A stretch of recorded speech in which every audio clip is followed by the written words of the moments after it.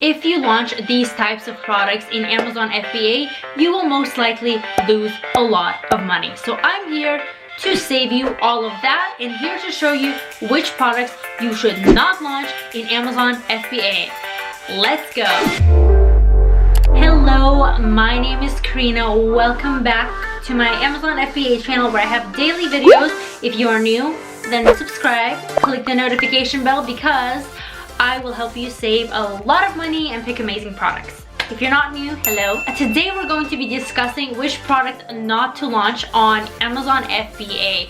Now, granted, Amazon is very diverse, and if you follow certain criteria, you may miss out on a lot of opportunity. However, there are still factors and products that I stay away from even until this day. You can still find a lot of opportunity and still not dismiss a lot of products if you stay within these certain parameters.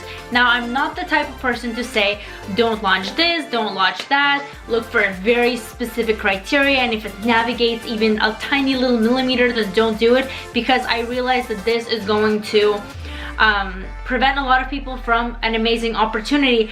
But I also like to, you know, set people up for the biggest success possible, and that's exactly what I teach in my Amazon FBA course, is how to do things low risk with the smallest amount of order quantity, so you are able to try out several different products, rank to the first page very successfully without spending a lot of money, and also just keep those red flags away, because there are products within Amazon FBA that are major red flags, and I'm going to be sharing those types of products with you. They're not going to be specific products, but it's going to be a general category, and I'm going to explain why I advise against it. So I made a list, because it's a long list. So some of them are common sense, some of them are not so common because people still do it, and I do one-on-one coaching calls and I prevent people from making these mistakes, and it makes me feel so happy when I catch people right before they're about to launch a product, because I say,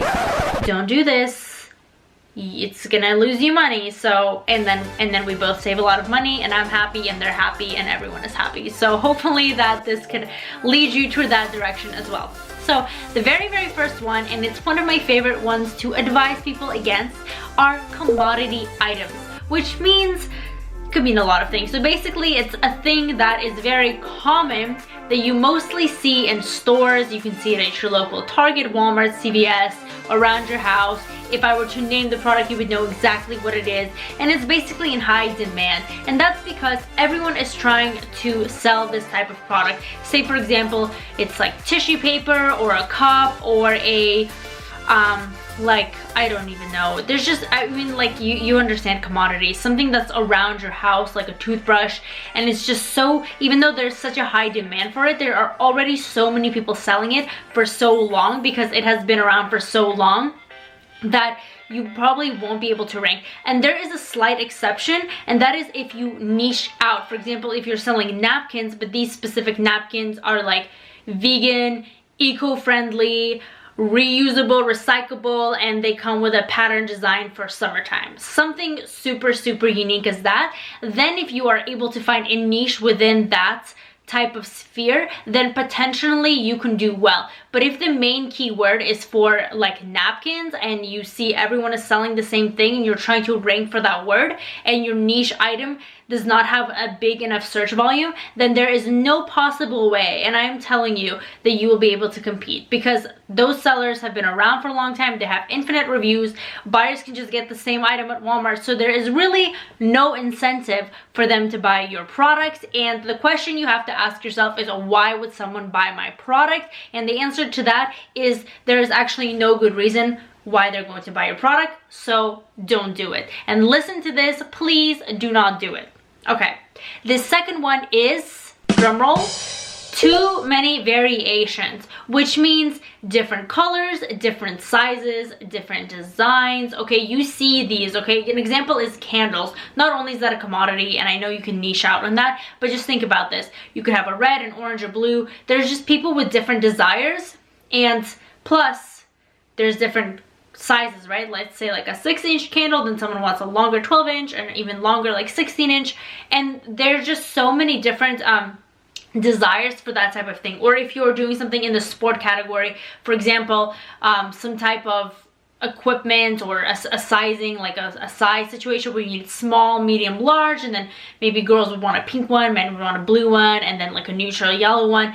There's just different desires for different groups of people, and if you focus in on that, when you take into account not only sizing but also the variations of color, and I don't know, it's too much. When you are investing into this, you're going to need to invest into all those different variations. Plus, you're not really sure ever fully 100% what's driving those sales. Some categories have a merge bestseller rank, so you don't know which variation is actually outperforming the other, and your listing might be looked down upon. If another seller has more variations and more color options and sizing options, they're going to go to that seller. But why that's not good for you is because you're going to invest in a lot of money, and your money is going to be held up in those type of different variations, right? You're not going to use that money to branch out and try different products. You're going to be using that money to hopefully sell out of one of them, and then you're going to have to constantly monitor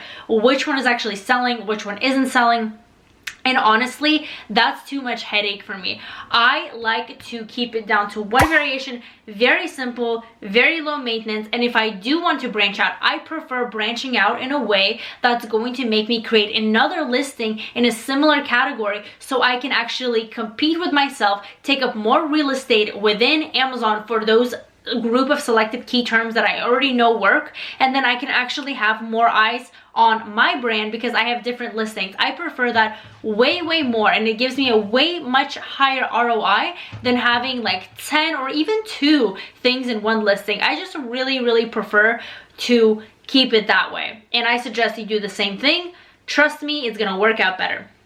Next ones are items that are very expensive or require a large minimum order quantity to order. And this goes back again to the same principle that I preach here and I preach in my course, which is low investment to bring you the most potential of success. Because I like to diversify and try different things, because you never really know how it's gonna go until you launch something. And if you are investing all of your money into very expensive items, then you might have to you might have to order less of them, but you are spending so much money. And if one unit is like $50, yes, there could be potentially opportunity there, but it is a high risk when it comes to that. Or when you need to order a really high MOQ, if your supplier is not budging, then it might not be worth the risk, because if you order, let's say, 1,000 units and it turns out to be an oversaturated market, or your product just isn't not selling, then that is really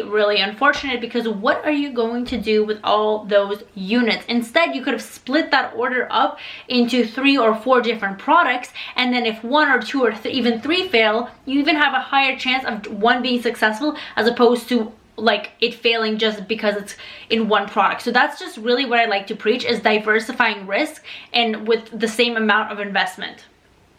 Next is clothing or textiles, and this again kind of ties into the variation aspect.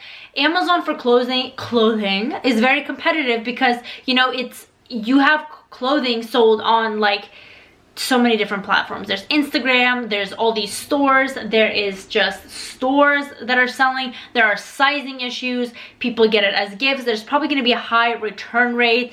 It's just kind of something that I like to stay away from. And again, it's going back to knowing what people actually want. Like, do I know that this is actually the type of clothing they want? It's a very different way of marketing and advertising and just knowing what people actually are buying. So I just don't like to play that game. You never know. I just like to look at numbers within markets and then analyze them deeper and know, okay, this is the reason why people are actually buying my products. I'm not trying to play this guessing game of, do my customers want a pink t-shirt or a blue t-shirt? Do they want a crop top? Do they want an off-the-shoulder outfit? I'm not gonna play that game, okay?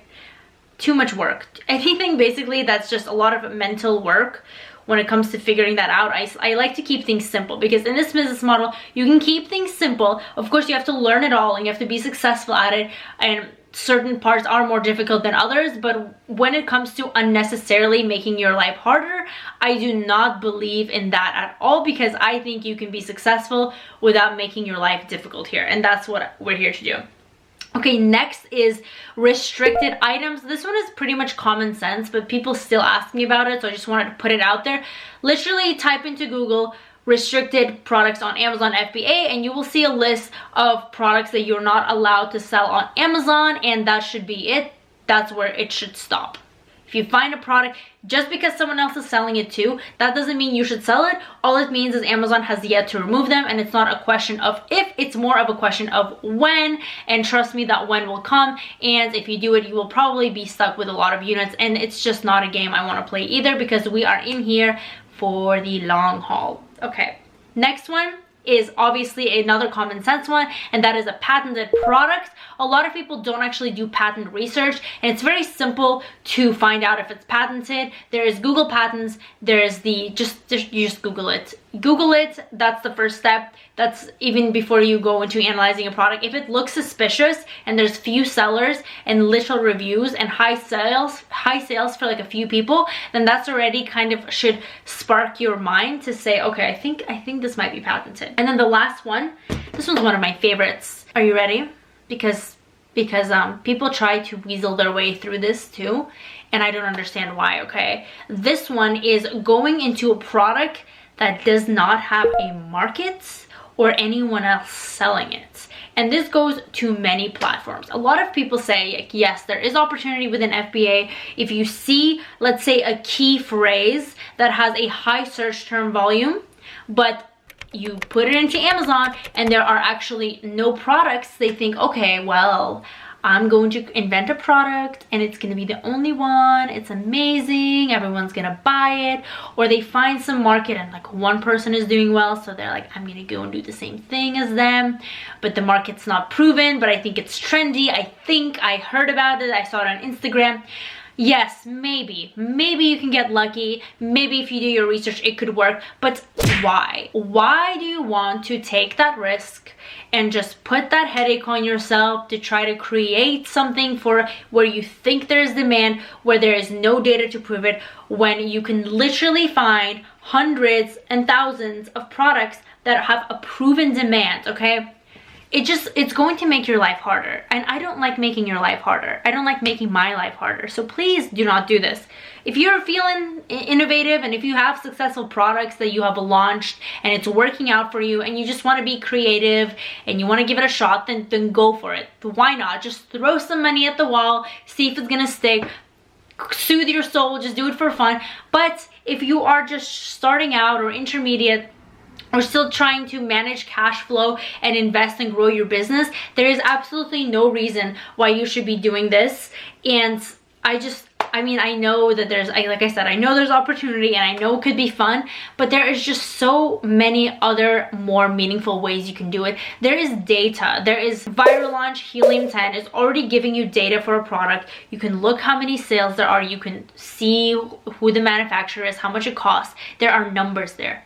Okay, it just makes your life easier. You don't need to be going and innovating things and hoping it's gonna work. Just calm down, do what works, make it better, spend and invest your energy into things that are going to increase your revenue, not trying to innovate something. You can do that later at your own time. But right now, let's just focus on getting those numbers up, and that's all that matters.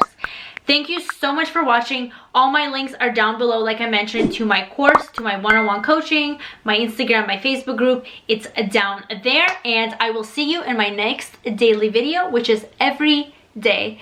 Goodbye.